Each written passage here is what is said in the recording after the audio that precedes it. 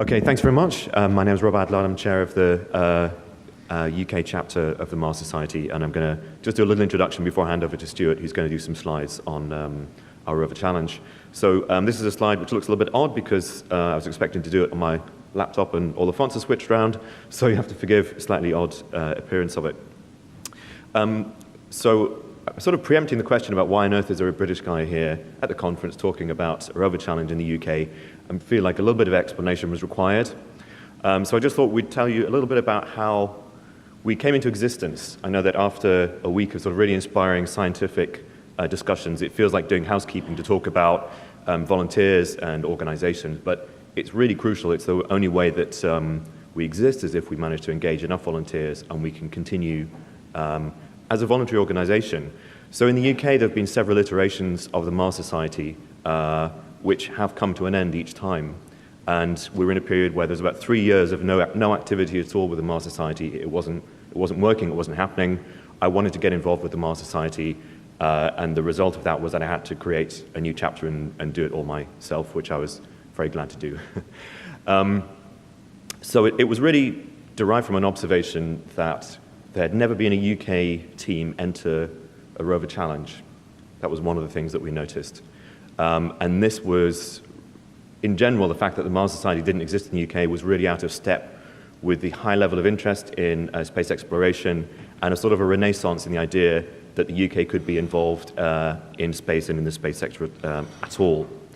So this is kind of how we began. This is a background image that we used a little bit for promotion. Obviously, it's a massively unrealistic representation of a city on Mars. This is actually a skyline of Manchester, and these are the Mars moons in the sky. And the idea is that we just sort of provoke people a bit to have a bit of fun with these ideas and trying to get people in the UK to think about Mars and think about the Mars Society. So we completely opportunistically decided to launch our chapter to coordinate with the release of the Martian film in the UK, which it turned out was a good idea, and NASA also did various opportunistic things like that with releases of Journey to Mars, which are picked up by national media in the UK. We're also fortunate that Lucinda Offer, who a lot of you probably know, who's been a long-time member and organizer in the Mars Society, was in the UK at the time. And so we were able to use her expertise and get her involved. And between us, Lucinda and I did a series of things with BBC television and radio, which involved also being on the BBC Breakfast Show, which is a primetime national show to talk about the Mars Society and Mars exploration. So as I say, it was all about kind of volunteers and getting people started from absolute scratch. And when we were thinking about how we would do this, how we could engage the most people in the shortest amount of time, we decided that we would try to do a Rover challenge. And obviously that was only possible in a short space of time, within a year of us setting up as a chapter, because we're standing on the shoulders of all the hard work done by Kevin Sloan and other people in the Mars Society. So we set ourselves an enormous task with a small executive team of about 5 people. And so this represents, just kind of some of our literature about trying to get people involved in what's happening. So a tiny bit of background about the UK and what I've described as this sort of interest and kind of renaissance in space in the UK. The UK was sort of detached at various periods of time from space programs, now involved again. We have a new space agency, which is about 6 years old now, I think. And its focus is commercial. It's really about trying to commercialize space opportunities in the UK. You may or may not know, it's a surprising statistic, I think, for a small country that 40% of the world's satellites are made in the UK. Okay, so we really do satellites a lot, and commercial applications, upstream, downstream. But we also plug into ESA. We're an ESA nation, and hopefully we can remain an ESA nation even if we don't remain in the EU. That's perfectly possible. And I'm sure a lot of people are trying to think about how that will work right now. So that plugs us into planetary exploration, and there are a lot of interesting things going on in the UK, particularly with companies like Airbus, who are contractors to do work for ESA.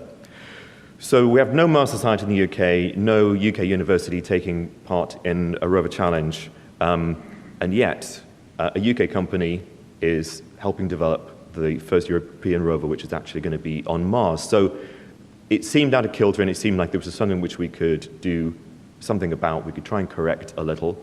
And of course, any UK university could have entered the competition in Poland, but they weren't. So we thought that if we did our own challenge, it would kind of really jumpstart things a little bit. I'm based in Manchester, which is a big industrial city, our second city in the north of the country. And Manchester won the right to be the European City of Science in 2016. So it seemed like a good idea to try and combine these things, and we managed to get our Rover Challenge to be an official event at the European City of Science during the week-long conference. So this is just an image of Brian Cox. Some of you may or may not know. He's kind of like the British Neil deGrasse Tyson. He's a big personality. He was a pop star. He's a superstar on TV, and he's also a professor at Manchester University. So our strategy pretty much worked. We got some good publicity, and this is the Manchester Evening News, which ran a feature on the top 10 things to see at the European City of Science, and they put our Rover Challenge as the #1 thing to go and see. And I've just got some statistics about Manchester as well. If any of you are really unfamiliar with the city, it's our second city. A lot of people visit the city, 68 million visits a year. Thousands of people came to Manchester because of the City of Science. And also Manchester has an incredible heritage with science and technology, not just because of the Industrial Revolution, but a lot of firsts with the first computer to have a sort of stored operating system, and just a huge number of famous scientists like Rutherford, who have been professors at Manchester University.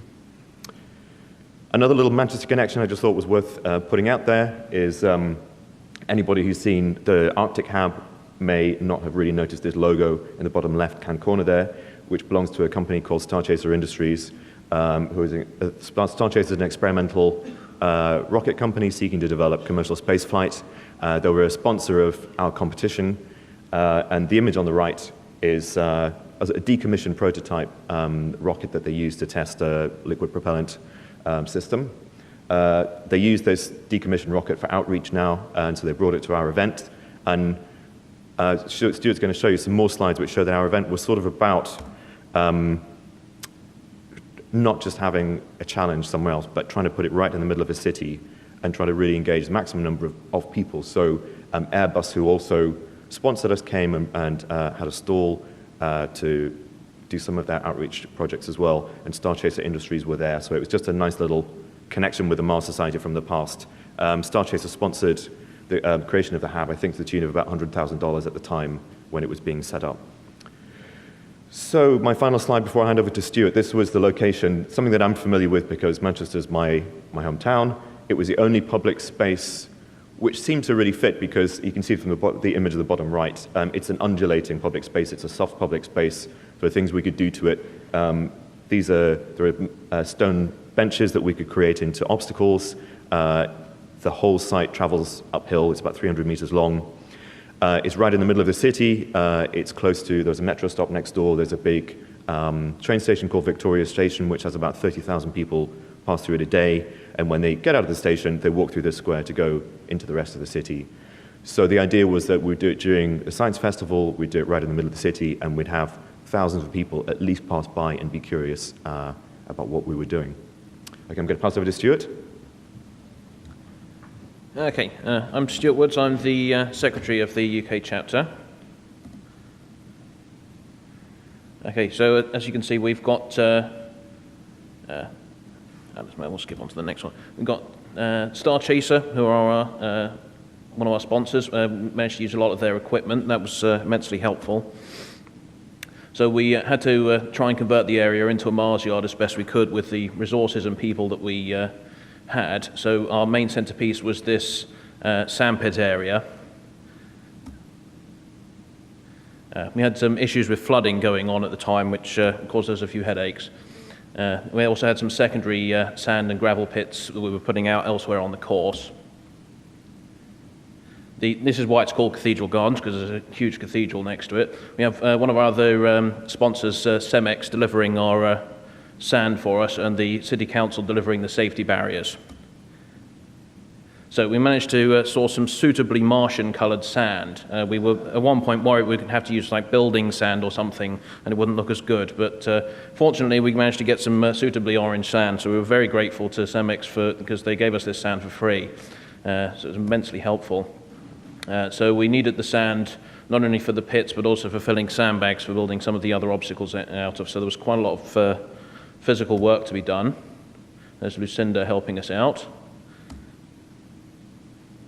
So we're building various other secondary obstacles. So this is our gravel pit. And this is one of the bench obstacles that we built. In the event, the teams didn't actually fancy their chances of getting over these obstacles without overturning, but we wanted to provide some more difficult obstacles in case any really capable rovers showed up, and give them some more challenge. This is one of the secondary sand pits being made. What we got? Yeah, so we had tentage for the teams to use for the doing their repair work and also for acting as the command tents. This is the geology target for our science survey task. So we had an obstacle course task, much as the Utah URC has. We also had a science task. So we got our geologist Suzanne set this up using geology samples that have we've been allowed to borrow. We also had a small crater to provide a little bit of extra flavour to the whole site. So that's the geology site set up there. We had numerous volunteers appearing throughout the course of the event to help pitch in and run our stands. That's our sponsor, Cemex. They had their own stand. And there's Airbus with their stand. And there's our power that we had to provide. Okay, so there's Star Chaser's rocket. We had that in a very prominent position next to the National Football Museum. That was able to act as a draw to bring the crowds in. It's already a very heavy footfall area as it is, but then they saw this rocket set up there, so that was an excellent centerpiece to have. They had it set up next to where our command tents were positioned. There's Lucinda being interviewed by Chinese state television. So we had the tent space. It was a bit cramped, but we had enough room for the teams to work on their rovers in the tentage out of the typically British weather that we had during the course of the event. Some extra waterproofing was required, though, so they actually put waterproofing on the rovers as they went along. That's the Egyptian team there. That's the Canadians decided to risk working outside, weather permitting. So this is an example of the teams working inside the command tent. So obviously they don't have any visibility of the rovers. They're using the onboard cameras to provide this visibility of where they're going. Let's get a few shots of some of the other teams. So as you see, game controllers being used as one of the methods. So this is an example of the kind of crowds that we were getting. A lot of these people were passing through here anyway. It's near a railway station, busy shopping areas. And so what's all this going on here? So a lot of curious members of the public coming to see what it was we were getting up to. So we got this is the start gate area where we're bringing rovers on to start each of the tasks under the observation of the judges. So here we've got the geology task going on. So we've got the rovers have got their arms fitted. So the task allowed them to either take rock samples, which some teams tried, or in some cases they tried picking up a sand sample instead, using a scoop. So here we've got an attempt to pick up one of the rock samples.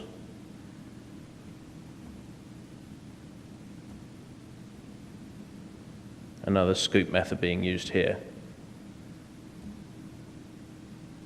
Then the teams, if they managed to recover their samples successfully, they were then analysing the sample in a lab with it back in the working area, and then presenting to our geologists. We had one geologist, Suzanne, with us, and then later in the day they were able to use a video link to speak to geologists who work on the NASA Curiosity mission to judge their geology report.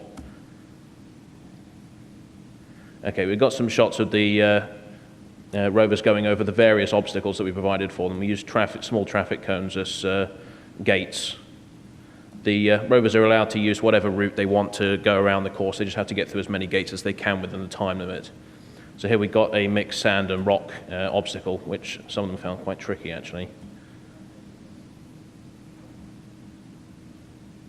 This is our rock obstacle here. If you notice, there's some tools scattered around on the obstacles. Our intention was to have a separate astronaut assistance task, but because of time constraints, we ended up mixing it in with the navigation task. So the idea was you could score extra points by picking up the tools and taking them back to our dummy astronauts.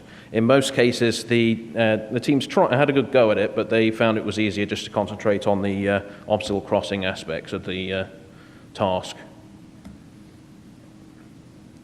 This one actually, they managed to accidentally broke their mast, but it continued functioning fine, so they just dragged the thing around the course with them. They're absolutely fine. There's the rock obstacle again. Yes, this one was always a bit tricky. Put some big rocks in that were hidden under the sand, so you can't necessarily see approaching the course when it's been raked over that those rocks are there. That one's pure sand. And then the Canadians just driving straight over the gate instead of through it.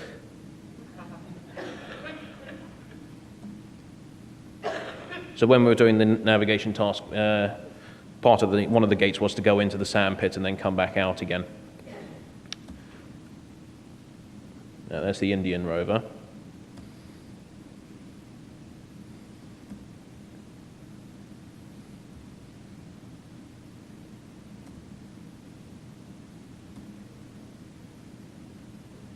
Okay, we've got some efforts going on here to try and recover some of the tools. We had to watch out for this rover. This rover is capable of a considerable turn of speed and has a large pincer on the end. The judges had to dodge out of the way on a few occasions. And this is the British weather modification being added to some of the rovers. It really did come down to this at some points.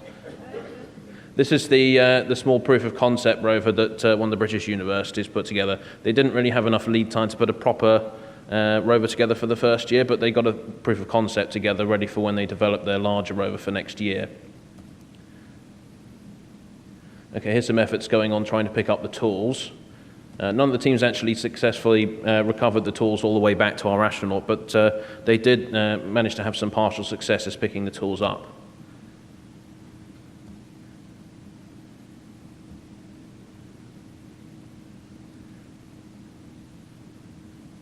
So in some cases they tried actually fitting a hook, because they were having difficulty with the robotic arm. They stuck a hook on the end and tried hooking the tools instead. Again, partially successful. They weren't able to get the tool all the way back, but they did manage to pick it up. This is our dummy astronaut who had to make do without actually having any tools brought to him, but the team's made a valiant effort nonetheless. This is our award ceremony at the end. As you can see, we're having to do the award ceremony under canvas because it was raining once again, but we all managed to squeeze in.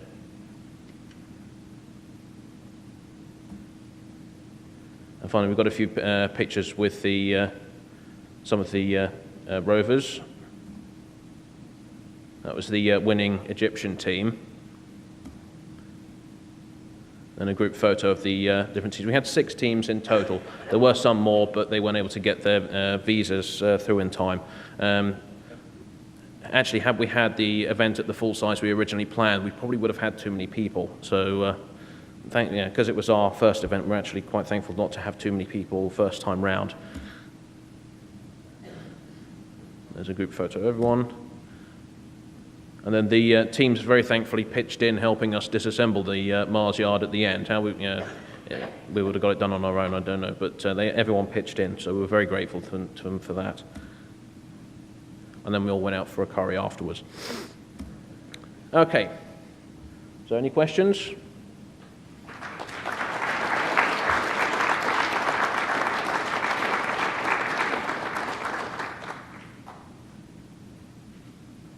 They're going to come around with the microphone, I think. Hi, yeah, thanks. What was Chinese state television doing there? Did you invite them for that event? Let's see if Rob knows. So the thing is that there was a lot of interest in things that were going on at the time because of the European City of Science Week. So there was, it's part of a conference called ESOF, which is European Science Open Forum, I think. So they were there doing various other things, and they were really interested in our Rover Challenge. They came and they interviewed Lucinda briefly. They wanted to speak to Dr. Jen Blank, who was doing the video sort of assessments from NASA, and of course, there's this weird thing that we were introduced to that they can't speak to any Americans working at NASA. So there was that was kind of quirky and interesting. But yeah, it was just general curiosity. They were there reporting on the European Science Forum. Okay. Me? The first question I'd like to know: did you use the same basic constraints in the American challenge, like a 50-kilo limit and a $15,000 budget? That was the idea. Because we were doing this for the first time, we wanted to avoid reinventing the wheel. So for them, if we weren't sure how to do things, in a lot of cases we simply contacted Kevin Sloan and asked him how he does it. So as far as the rules were concerned, we took the American rules and then adapted them to the venue that we were working in and showed them to Kevin and said, is this sensible? And he recommended some changes. So we copied the US event where appropriate and modified it where we needed to fit it to the venue. Quick question. When you guys started off, you were talking about how you were intending to use this as a launching platform to get more people interested. What would you estimate would be your return on investment, as it were, in terms of new members and interest and things like that? Yeah, it's interesting. Actually, I'm interested in the voluntary structure of the Mars Society and how it works and how we can do it better. And I have some experience of organizing voluntary organizations and creating things. So I created a constitution for our chapter in a way that I hope will make it easy for it to continue to run, so it won't break down again. And it connects it with the Mars Society in the US as well. Sorry, I know this is a little kind of preamble to your to the answer. But the idea is that it is sort of broken down in the past because there'd be one person who was a main organizer, they disappear, and there's no depth to it, there's no base to the pyramid. In addition, there's a feeling of disconnect from the Mars Society as a whole, and there's this whole thing of, well, we're just our independent thing, and you know, the Mars Society, I mean, it's a question for somebody else, not me, who does this kind of thing for the Mars Society, but how do you make sure that your chapters are representing you really well around the world? It's really difficult because you're dealing with volunteers around the world, and probably the person whose job it is to think about that is also a volunteer somewhere and hard pressed for time. So we were really interested in this idea of how we could make a broader base, you're right, and so we decided that based on some of my previous experience with voluntary organizations, we wouldn't worry about how many people actually paid a membership, but how many people we engaged and are going to get to come back and do something for us. So actually some of the people who worked like 16-hour days still haven't paid a membership to the Mars Society, but they were amazing workers and they will come back and help us again. So it's kind of difficult to quantify, but we certainly had many people coming up and buying a T-shirt and signing up to the Mars Society and paying, you know, the very kind of small membership that we ask of them. Our task now is to follow up on all that really well and to contact them and actually do something with them. We were an executive team of 5 people, and it took all our efforts to produce a Rover Challenge within a period of about 6 months. We didn't really have time to grow our organization then. The idea is that sort of now that the dust has settled, it's our time to kind of, you know, really capitalize on all the people that did connect with us, which is good. And, you know, and media connections as well. I mean, since then as well, if something happens, we're on a list that the BBC will contact us and ask us for comment about Mars stuff. Oh, about the little one, the little vehicle, what obstacles did it accomplish, and how well did it do on those obstacles? And the third question about it is there any practical application for that little vehicle on Mars, or some sort of similar small vehicle? Thank you. From what I saw of it, they were mostly just testing out the concept of driving a rover, so they didn't really do very much in the way of obstacles. They mostly just drove it around the area to see what it was capable of. So I don't think it actually got through many gates. I don't know whether you saw any different. Somewhat. Sorry, switch positions again. Yes, somewhat. So it did do some things. I mean, one of the things that was a really hard ask about what we were doing is that we didn't really give UK universities enough time to go through a full year of development to bring a rover. So the teams who came were teams who were looking at the other competitions, so who were looking at going to Utah or to Poland, and it wasn't working out for one reason or another. And we got some recommendations of teams from Kevin at URC, and so we took some teams who were maybe kind of borderline, who were good enough to go to URC, but they weren't going to make a cut. So they came and they brought fantastic rovers. For the UK, it was really, when we began this, we thought about doing an exhibition event and inviting some people to bring rovers to the UK and to just show people in the UK what it was, rather than asking them to compete. We decided to open it and try to get a UK team to compete, and these guys did their best.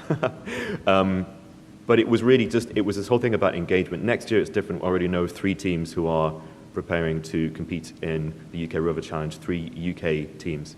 And so I should add as well that the reason why we care about having a Rover Challenge maybe in the UK is that you'll all know that there are fantastic universities in the UK and there's fantastic work going on with robotics. And it just seemed a real shame that this wasn't connecting up with our field. And I think this is one of the values of URC, is that it's appealing to people who are bright and who are capable, and trying to get them involved in our field, on our side, to be advocates for what we're interested in, and helping them, as well as helping them along their way on their careers as well.